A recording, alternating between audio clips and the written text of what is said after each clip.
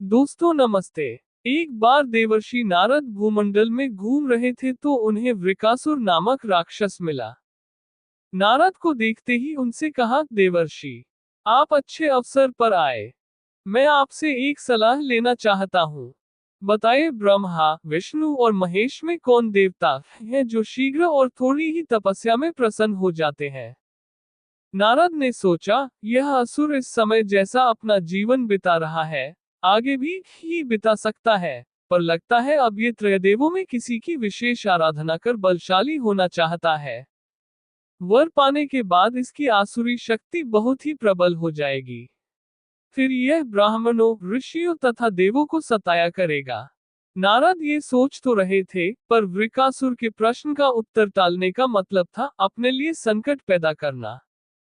ये सोच विचार करके देवर्षि नारद ने वृकासुर से कहा, वृकासुर, वैसे तो तीनों देवों में से तुम किसी की भी तपस्या कर अपना मनोरथ पूरा कर सकते हो। ब्रह्मा और विष्णु जल्दी प्रसन्न नहीं होते, उनके लिए बहुत वर्षों तक कठिन तपस्या करनी पड़ती है। ये भी हो सकता है कि तुम्हारी आयु समाप्त हो जाए और तपस्या पूरी ना हो। हाँ, भगवान शंकर ही हैं जो थोड़ी आराधना से ही प्रसन्न हो जाते हैं। औधदानी तो कि अपने भक्त की इच्छा की पूर्ति के लिए कुछ सोच विचार ही नहीं करते। भक्त ने जो मांगा तत्काल दे दिया। तुम्हारी ही जाति के रावण तथा वानासुर ने भगवान शिव की तपस्या से कितना वरदानी वर पाया था। अब तुम स्वयं विचार कर लो कि किसकी आराधना करनी चाहिए, जिससे शीघ्र फल मिले। नारद जी के मुख से बात सुनकर वृकासुर ने भगवान शंकर की ही आराधना करने का निश्चय किया और हिमालय के केदार क्षेत्र में जाकर शिव की आराधना करने लगा। उसकी आराधना से प्रसन्न होकर भगवान शंकर प्रकट होकर बोले, वत्स, मैं तुम्हारी तपस्या से प्रसन्न हूँ। निसंकोच कहो, क्या चाहते हो, वर मांगो।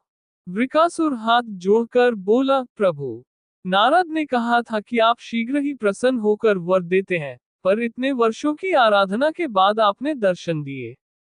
आप शीघ्र प्रसन्न नहीं हुए, इसका मतलब नारद ने मेरे साथ छल किया। अब आप प्रसन्न होकर वर देना चाहते हैं तो मैं भी वैसा ही कठिन वर चाहता हूँ। आप कृपा कर मुझे मारण वर दीजिए। मैं जिस किसी प्राणी के सिर पर मात्र हाथ भर रख दूं, उसी का प्राणांत हो जाए। आप प्रसन्न हैं तो यही वर दीजिए। शंकर जी वृकासुर की यह आसुरी मांग सुनकर हतप्रभ हो गए। पर देवता का वचन था, पूरा करना था, अन्यथा मर्यादा नष्ट होती। बोले, जाओ, ही होगा। तुम्हारी मनोकामना पूर्ण होगी। वृकासुर बोला, प्रभु, आपका यह वर सत्य है या नहीं, इसकी परीक्षा लेना चाहता हूँ। इसलिए पहले आपके सिर पर ही हाथ रखकर देखता हूँ कि इस वर में कितनी सत्यता है। असुर की बात सुनकर भगवान शंकर अपने ही जाल में फंस गए। अब क्या करें?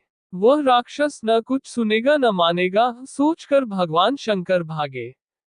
शंकर को भागता देख उसका क्रोध बढ़ गया, वह उनका पीछा करने लगा।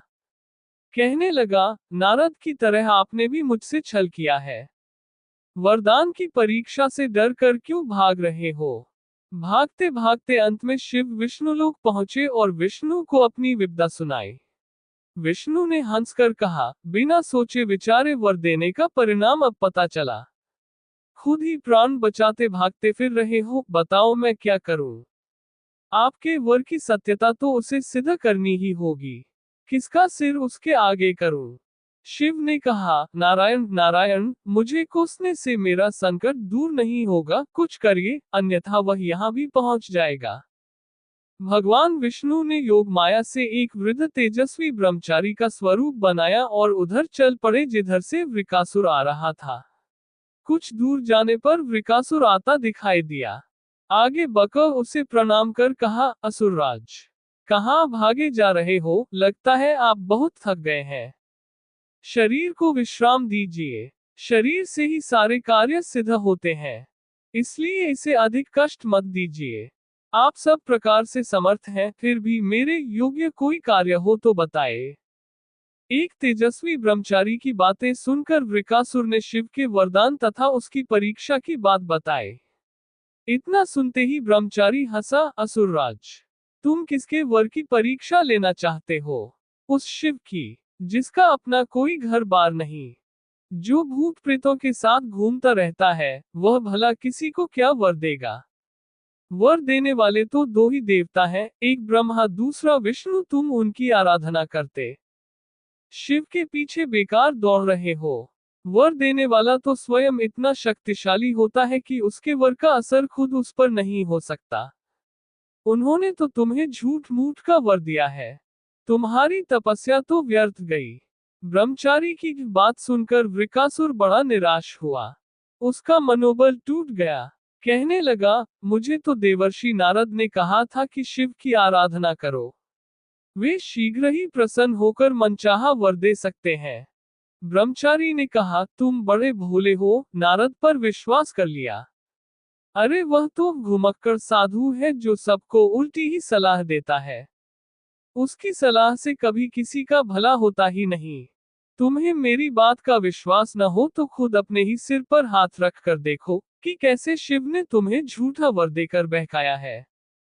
उनकी झूठ की पोल न खुल जाए, इसलिए भाग गया।